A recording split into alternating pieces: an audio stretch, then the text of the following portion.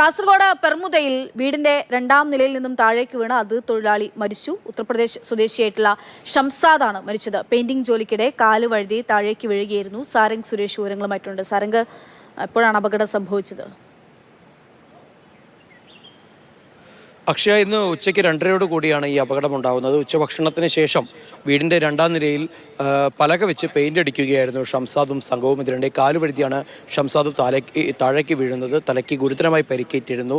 ആശുപത്രിയിലേക്ക് എത്തിക്കുന്നതിന് മുൻപ് തന്നെ ജീവൻ നഷ്ടപ്പെട്ടു എന്നതാണ് ആശുപത്രി അധികൃതരിൽ നിന്നും നമുക്ക് ലഭിക്കുന്ന വിവരം. ആശുപത്രി ഇപ്പോൾ ജനറൽ ആശുപത്രി മോർച്ചറിയിൽ മൃതദേഹം സൂക്ഷിച്ചിരിക്കുകയാണ്. വരും ദിവസങ്ങളിൽ തന്നെ നടപടികൾ പൂർത്തിയാക്കി ഉത്തർപ്രദേശിലേക്ക് മൃതദേഹം ബന്ധുക്കൾ എത്തിക്കഴിഞ്ഞാൽ അവർക്ക് കൊടുത്തയക്കും.